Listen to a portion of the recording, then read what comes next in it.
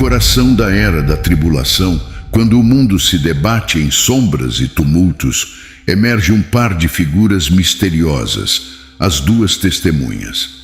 Seu destino é profético e sua missão é divina.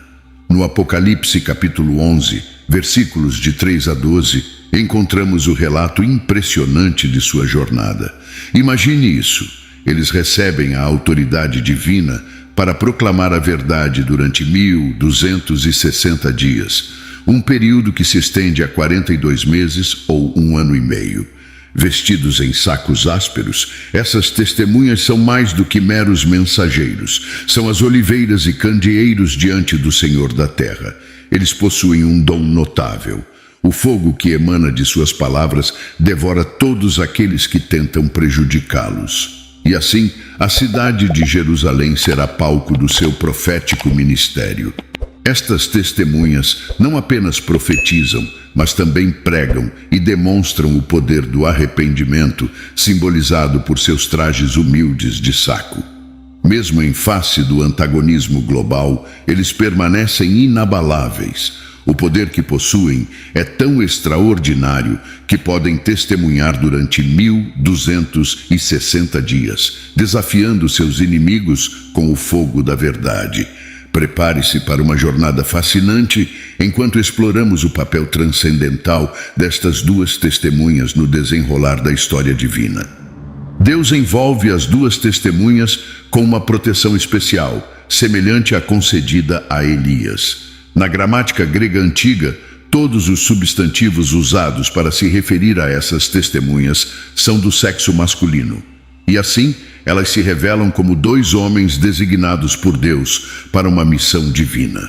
Em Apocalipse capítulo 11, versículo 6, encontramos o registro de seus incríveis poderes sobrenaturais que acompanham a mensagem que proclamam.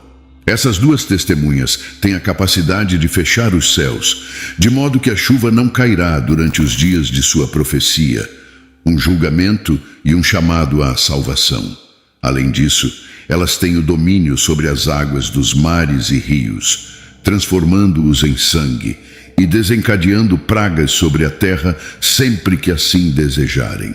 São portadoras de milagres e dotadas de uma autoridade que nenhum ser humano pode contestar. Entretanto, quando seu testemunho estiver completo, um evento trágico se desenrola. Em Apocalipse capítulo 11, versículos de 7 a 10, somos apresentados a um confronto inevitável. A besta emerge do abismo, travando uma guerra com as testemunhas divinas. A besta prevalece e mata as testemunhas, cujos corpos são deixados nas ruas de Jerusalém, uma cidade simbolicamente chamada de Sodoma e Egito. O mundo observa horrorizado, mas também com uma estranha celebração, enquanto os cadáveres das testemunhas são expostos por 3 dias e meio, recusando-se a permitir que sejam sepultados. Aqueles que habitam na terra se alegram com a suposta derrota dos profetas que os atormentaram e perturbaram. A terra triunfa, mas a história está longe de terminar. O impacto desses eventos transcende fronteiras, idiomas e culturas, ecoando em todas as pessoas, tribos e nações. Isso nos lembra, de forma indireta, do poder avassalador da mídia de massa em nosso tempo atual. Imagine uma transmissão mundial ao vivo, acessível em todos os canais e pela internet, onde o cenário descrito aqui se desenrola diante dos olhos do mundo. Nesse contexto, o tratamento humilhante dado às duas testemunhas ao expor seus cadáveres à vista de todos se torna a pior humilhação que alguém poderia sofrer nas mãos de seus inimigos. Isso nos faz refletir sobre como a exposição pública e a disseminação instantânea de informações moldam nossa sociedade contemporânea, onde o escrutínio público pode ser tanto uma bênção quanto uma maldição. A pregação incansável dessas duas testemunhas e seu chamado ao arrependimento foram um tormento para muitos, pois confrontavam aqueles que preferiam abraçar as mentiras em vez de enfrentar a verdade. A resistência à verdade é um tema universal que ecoa ao longo da história. e o impacto das palavras das testemunhas ecoa até os dias de hoje, onde muitos ainda escolhem a ilusão em vez da realidade. Durante um pouco mais de 3 dias, os corpos das testemunhas jazem nas ruas, enquanto a consciência da missa transnacional é atormentada pelas imagens que testemunhou. Celebra-se a aparente vitória sobre elas e comemora-se sua remoção do cenário.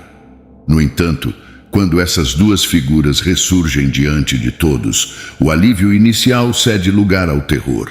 Sua ressurreição é anunciada por uma voz estrondosa dos céus que ordena: vinde acima. O renascimento das testemunhas é narrado em Apocalipse capítulo 11, versículos 11 e 12. Após 3 dias e meio, o sopro de vida de Deus entra nelas e elas se erguem imponentes. Grande medo e pânico envolvem aqueles que as observam, pois a natureza miraculosa desse evento é inegável. As duas testemunhas obedecem à voz do céu, ascendendo aos céus em uma nuvem, diante dos olhos atônitos de seus inimigos. A terra que não foi digna delas vê-as serem chamadas de volta por Deus e levadas para o céu. Esse momento crucial enfatiza a notável singularidade das testemunhas e a natureza divina de sua missão. No entanto, a pergunta persiste: diante de tais maravilhas e julgamentos, as massas finalmente ouvirão os profetas de Deus? Um grande terremoto sacode a terra, um evento que frequentemente simboliza julgamento divino e inspira muitos a louvar a Deus. Mas resta saber se esse despertar levará a um arrependimento genuíno e, em última instância, à salvação. À medida que as pessoas abandonam a cidade, um terremoto poderoso já terá arrasado 1/10 de seus edifícios, tirando a vida de 7.000 de seus habitantes. É impossível não notar as notáveis semelhanças entre as mortes das duas testemunhas e a crucificação de Jesus. As coincidências são tão marcantes que, inevitavelmente, nos fazem pensar na ressurreição e ascensão de Jesus Cristo, eventos que também ocorreram em Jerusalém. No entanto, há diferenças notáveis. No caso das testemunhas, o terremoto coincide com sua morte, e o público em geral testemunha não apenas sua ressurreição após 3 dias, mas também sua ascensão, que resulta em temor e glória a Deus. Essa distinção destaca a singularidade do evento das testemunhas, que, embora ecoando o contexto de Jerusalém, traz um significado próprio. A questão da identidade das duas testemunhas é um ponto de discussão que inspira várias teorias. Existem 3 principais teorias sobre quem elas poderiam ser, conforme revelado na profecia. Uma teoria amplamente discutida é a de que Moisés e Elias poderiam ser as duas testemunhas, uma conjectura que se baseia em evidências sólidas. João faz referências específicas aos milagres que as testemunhas executarão, o que leva muitos a acreditar que Moisés e Elias são os prováveis candidatos. Moisés, um dos maiores líderes da história do povo de Deus, testemunhou mais milagres do que Abraão, Isaque e Jacó juntos.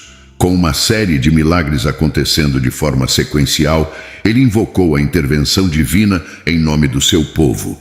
Esses milagres incluem a conversão de água em sangue, como descrito em Êxodo, capítulo 7, versículos 20 e 21, quando Moisés e Arão atingiram as águas do Nilo com um cajado, transformando-as em sangue. O Nilo ficou poluído, causando a morte dos peixes e tornando a água imbebível para os egípcios. Além disso, as testemunhas possuirão o poder de destruir seus inimigos com fogo, algo que ecoa eventos na vida de Elias e Moisés. Um exemplo notável é quando Elias invocou o fogo do Senhor, que consumiu os 250 homens que estavam oferecendo incenso, demonstrando o poder sobrenatural que possuía.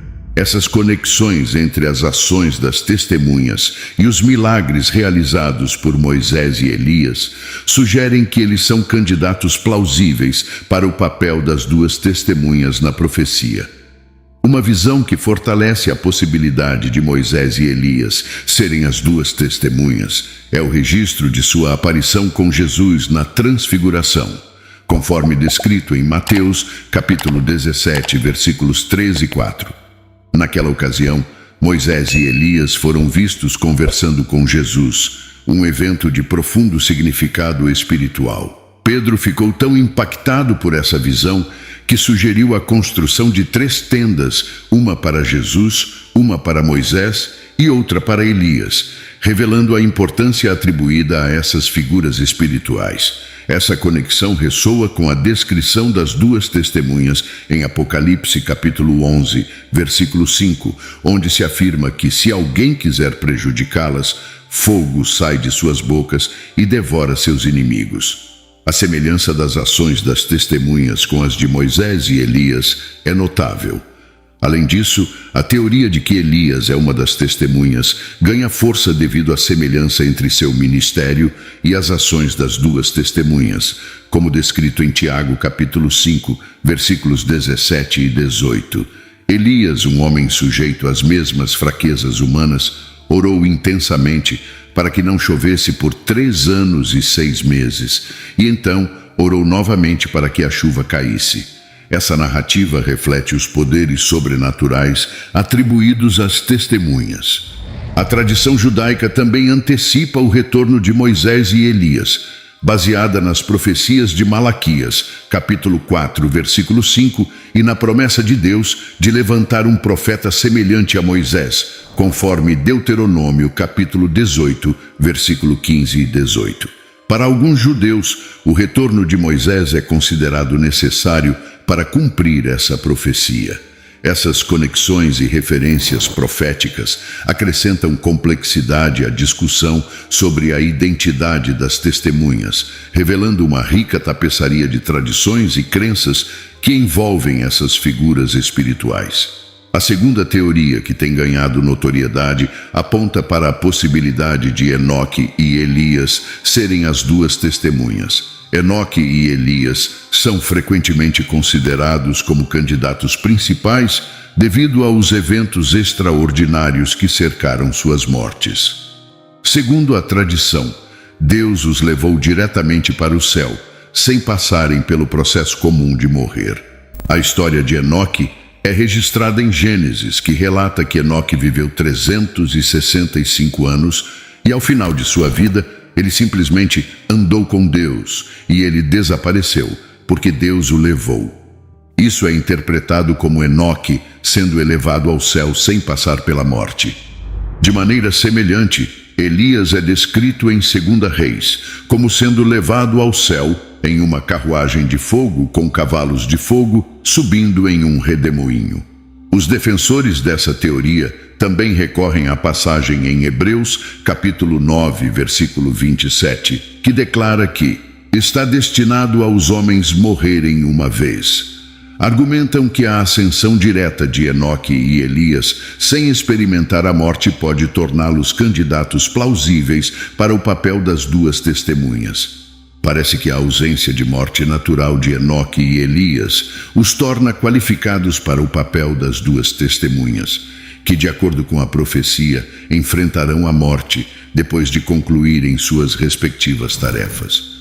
Argumenta-se que, uma vez que nem Enoque nem Elias morreram uma morte comum, mas foram levados diretamente para o céu, isso os qualifica para desempenhar esse papel.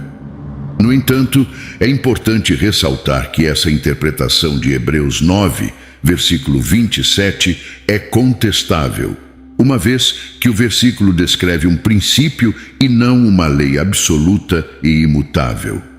Exemplos como a ressurreição de Lázaro e outras situações em que pessoas morreram mais de uma vez não invalidam o princípio geral.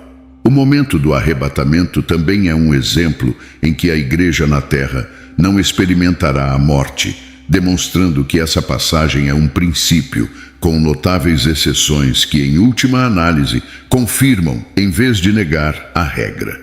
Embora haja argumentos que sugerem Enoque e Elias como possíveis testemunhas, o princípio de Hebreus, capítulo 9, versículo 27, não é um argumento decisivo nesse caso.